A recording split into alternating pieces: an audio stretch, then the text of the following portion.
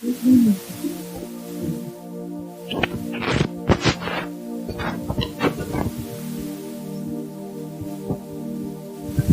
you hear me okay? Anybody not hear me? No, that's good, it's working. So let's start to go into our meditation.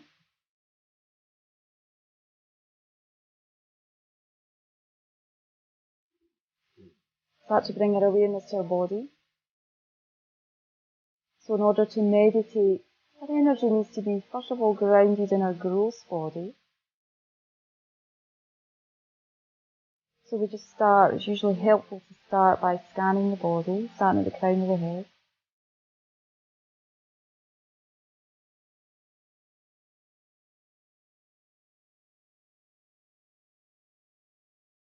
Feeling the energy around the crown of the head for a moment.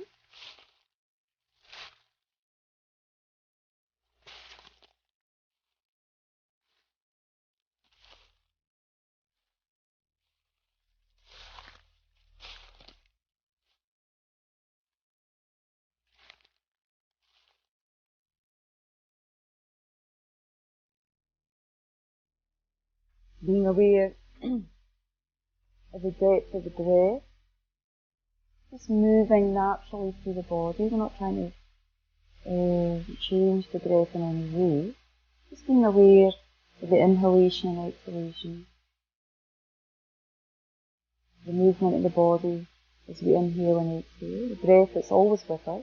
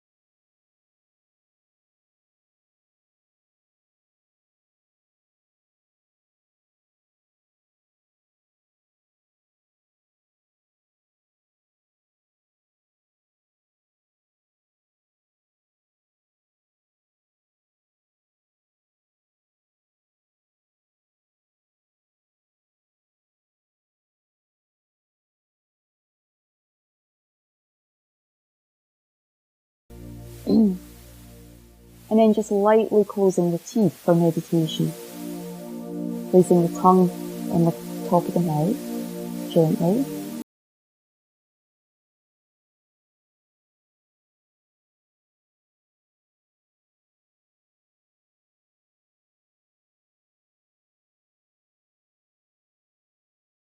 A few breaths as we move through the neck, through the different layers of the neck, the skin, the tissue, the vessels.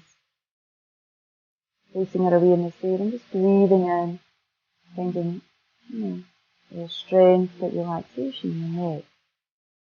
The front of the neck, side, the back of the neck.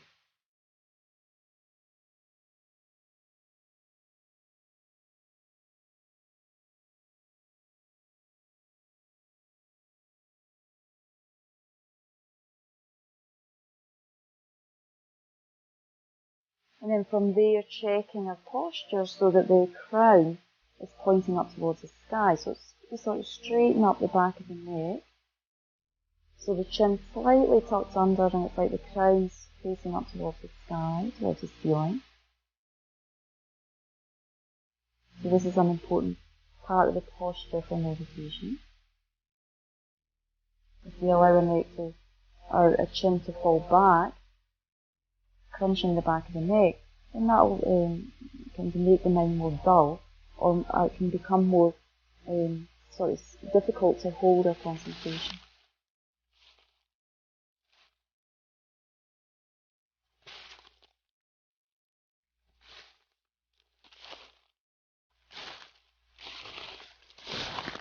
Continue to breathe and move down the front of the body, down through the chest, down into the stomach. Then a few breaths to release and open the stomach.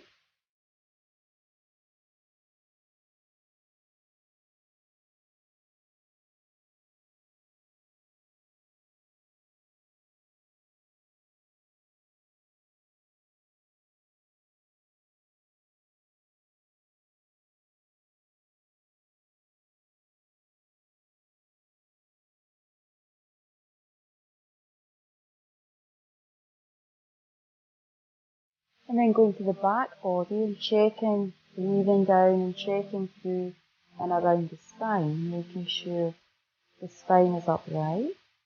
From the sit bones all the way up through the crown of the head, we want to find that sort of energy, straight energy. Central line of the body. So that's the main part of the gross and subtle body that we meditate with, a central line, central channel of the body. So making sure that's upright.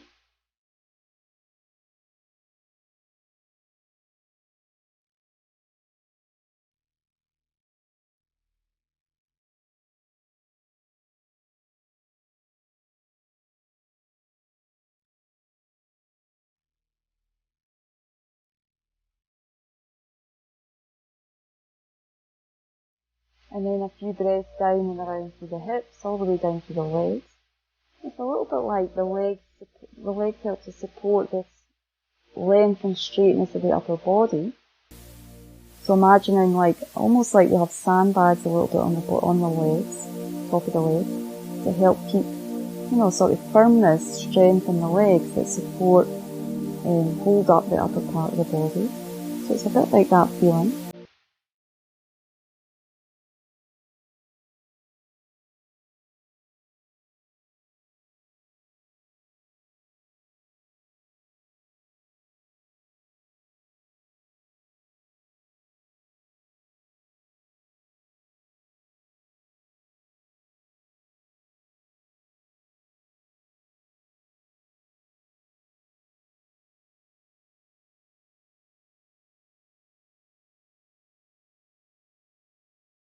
So now we're energy a little bit more in a gross body. We pay attention more to the subtle body. We have a gross and subtle body. Subtle body is made up of channels and chakras and subtle wings. So when we do this breathing exercise, 9-9 breathing, it helps to clear kind of trapped, blocked energy in the subtle body. So we take the first finger of the left hand, closing off the right nostril, inhaling long, slow, deep breaths through the left nostril, and then exhaling, moving the finger and exhaling through the right nostril. So we do that 3 times, inhaling through the left and exhaling through the right.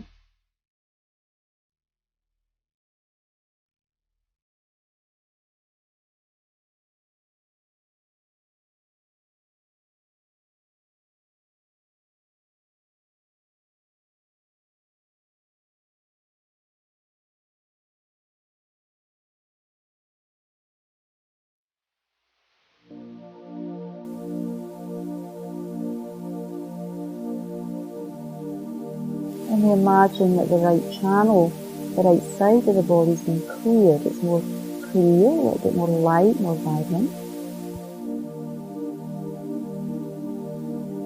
And then we move and do the same on the opposite side. So closing off the left nostril with the first finger of the right hand, inhaling through the right and exhaling through the left, clearing the left channel, left side of the body.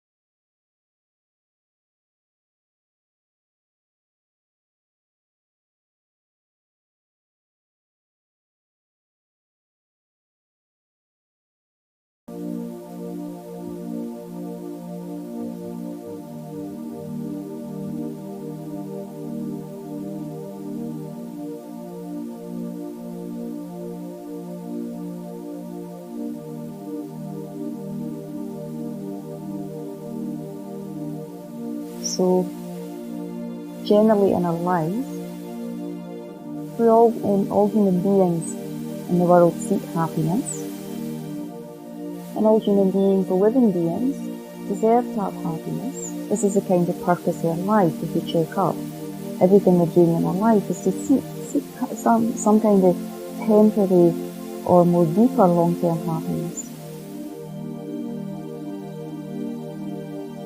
So according to the spiritual teachings, not just in the Buddhist tradition, but in the other traditions as well, what the great masters discovered is that true happiness is a state of mind, a state of consciousness. It doesn't come from something outside of ourselves. There are certain objects, certain situations, certain events in our lives that can create some level of happiness, but generally, deeper, longer lasting states of happiness come from the development of our own heart and mind, our own consciousness, developing it in certain qualities, positive qualities, patience, loving kindness, compassion, clarity, wisdom. These are the sort of things we can rely on as we develop them in our mind to bring about a certain level of peace, clarity, and happiness in our lives. So this is generally why we meditate, is to develop positive states of mind and gradually overcome negative states of mind, disturbed states of mind that don't serve us and don't serve others. Don't bring about a certain level of peace and happiness in our heart and mind. So this is what we have to continue to investigate via meditation, via spiritual practice. What states of mind are serving me? What states of mind are causing disturbance, unhappiness, dissatisfaction in my life, in my heart and mind?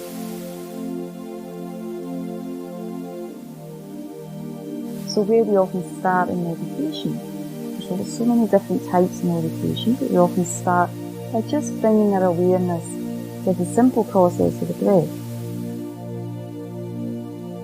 Trying to calm down the busyness of the mind, the distracted mind that moves from one sense object to the next, generally in our daily lives, one thought, one feeling, one emotion, one object idea to the next. We're just trying to calm that busyness down, that distractedness down, by simply kindly trying to focus our awareness on the process of the breath that's with us all the time. Is more subtle than the other phenomena that we're usually busy with in our lives.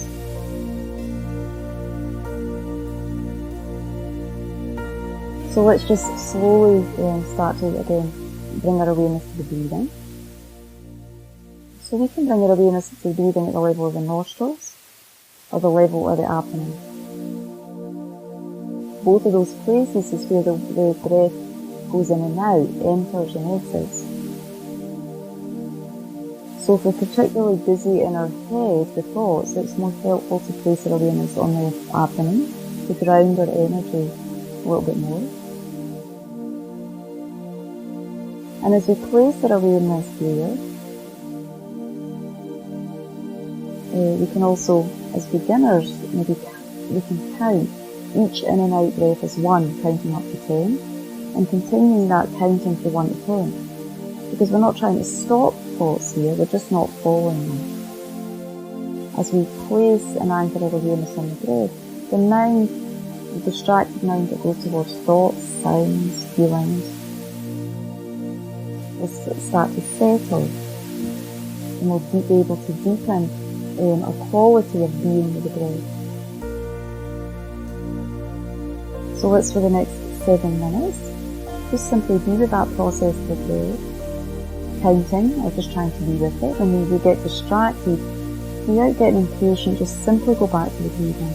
Don't add any other story in your mind about being distracted. Just go back to the breath.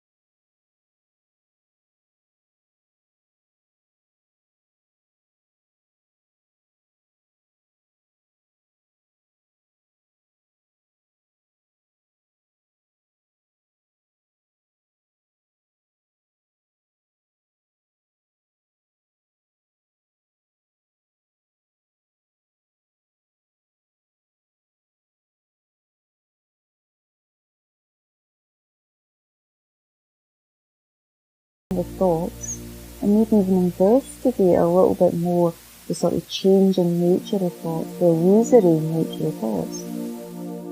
Generally, we grasp onto our thoughts as having some sort of solid, concrete nature. It's not that thoughts, as of themselves, are negative. It's how we cling to the thoughts and give them some kind of more concrete quality than they really have.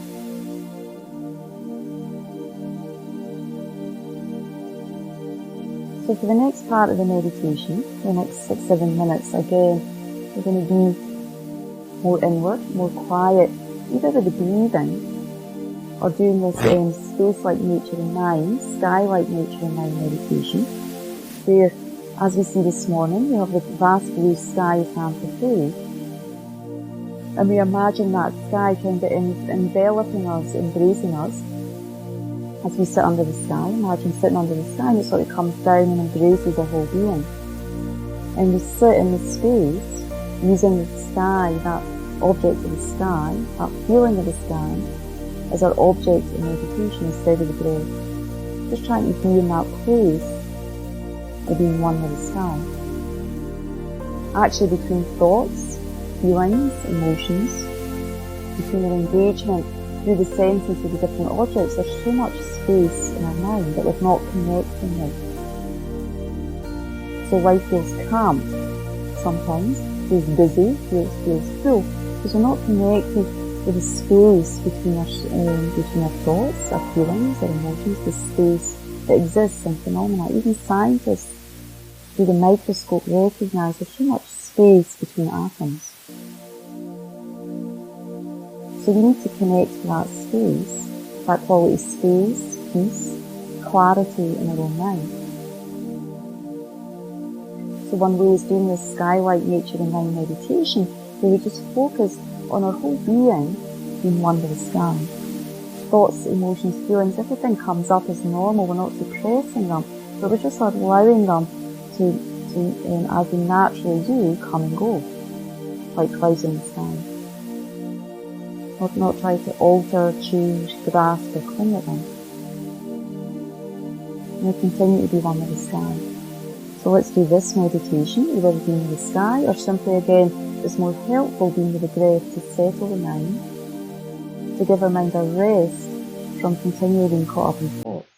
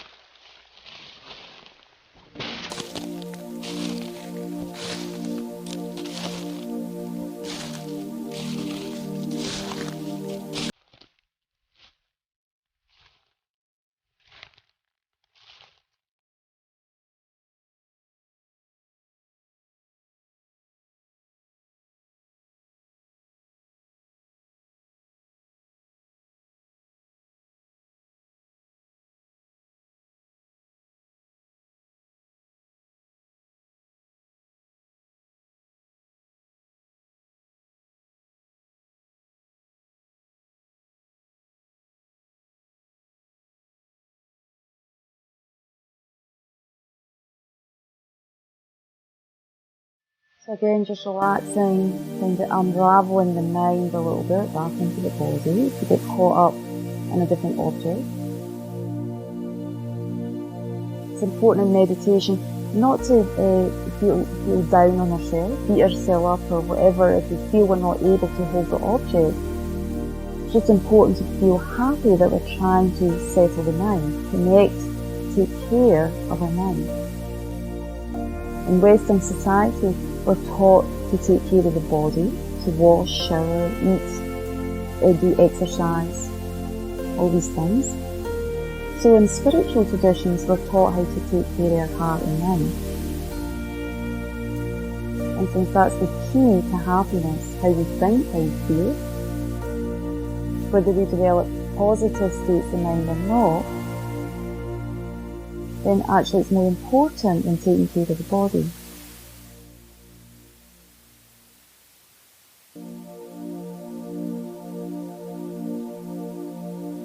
So another way to settle the mind and also to maybe awaken a more positive quality of mind is reciting mantra, reciting sacred syllables that resonate in our heart and our nervous system and awaken certain positive qualities.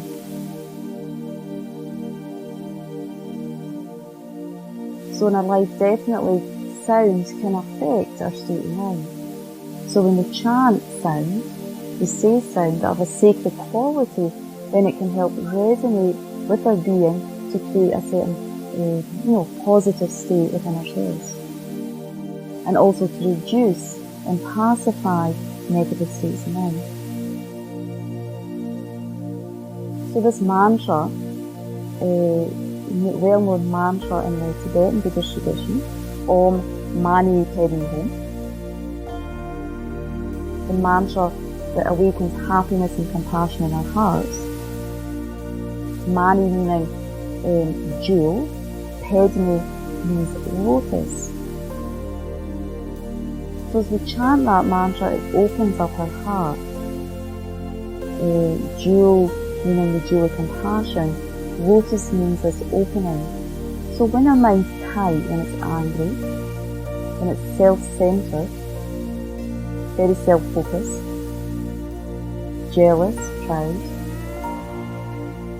if we check up, it's like the mind is closed into itself, closed inward. It's not able to access its innate quality of loving kindness and compassion. It's the opposite of that state of mind. So it's like a nervous system or the whole heart locks into that quality. It's tight, it's anxious. So when we chant Om Mani Padme Hum, that quality, the mantra, that sacred sound opens up the heart like a lotus opens up. It frees and opens the mind up from anger, self-centeredness,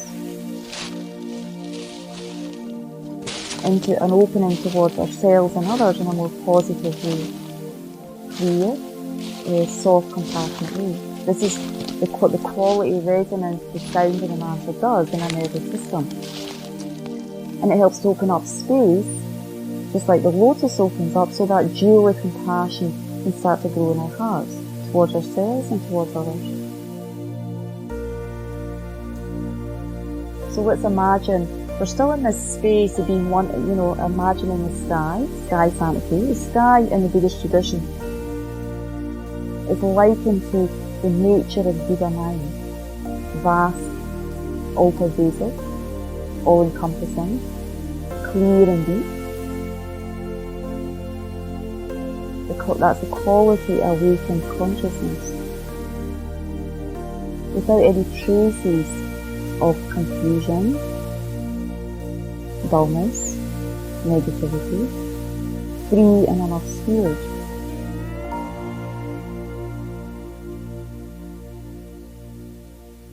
And within that sky-like space starts to form, like a rainbow, a being, so we say the Buddha compassion, that we see in the painting on the front of the altar, with the many arms, the white Buddha. It starts to appear, or any image that's like the quality of the moon,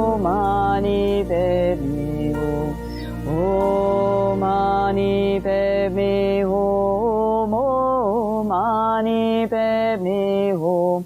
Om Mani Padme Hum. Om Mani Padme Hum. Om Mani Padme Hum. Om Mani Padme Hum. Om Mani Padme Hum. Om Mani Padme Hum.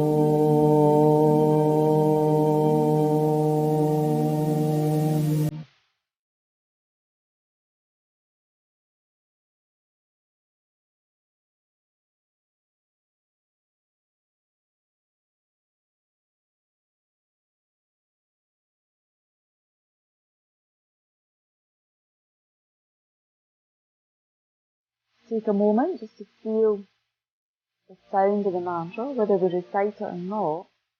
Feeling and imagining that sound, that sacred sound of the mantra, just cleansing your being, moving through your nervous system and cleaning out anger, fears, craving, desire, attachment, whatever it is we need flushed out that's not serving our lives. It's completely dispelled through the power of the sound of the mantra and through the power of the visualization of the light and nectar coming from the moon.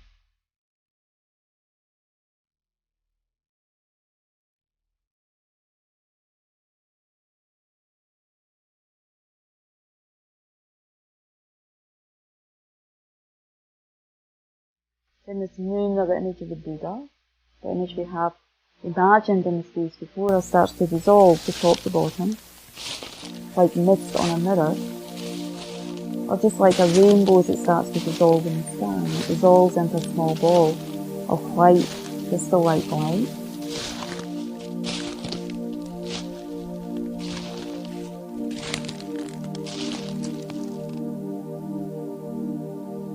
This light comes up, and as it starts to touch our crown, again our whole being gets illuminated by the light, the energy of this crystal light. Goes down through our central channel that we cleansed at the beginning of the meditation. It runs just in front of the spine, through our nervous system. Start to move down through the crown, blessing our whole body as it touches the crown. Moving down through the throat chakra and the throat, purifying our speech, any kind of harsh speech, divisive speech, any speech that harms ourselves and others. That potential gets cleansed or purified, and imagine our throat just becoming like crystal light.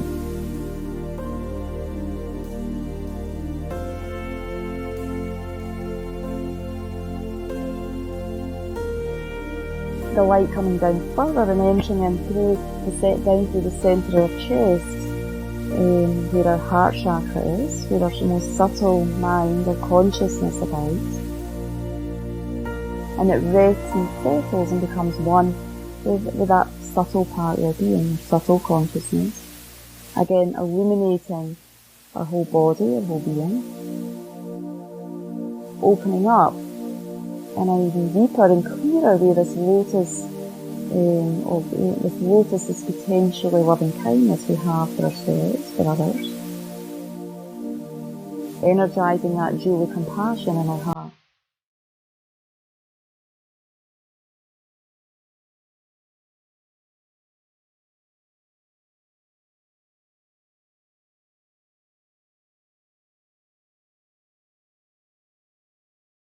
Who the Buddhas are, who the great spiritual masters are simply a reflection of our own innate being, a reflection of our own highest nature, the compassion and wisdom.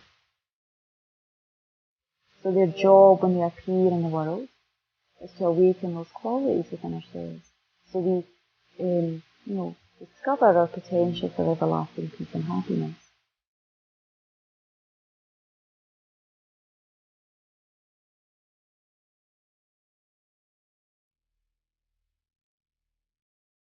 And again, imagine that light spreading out through the pores of your being, and like a blanket sort of covering all beings, the whole earth, the peace, kindness, acceptance, whatever other beings need, whatever this world needs, it brings about, fulfills those needs.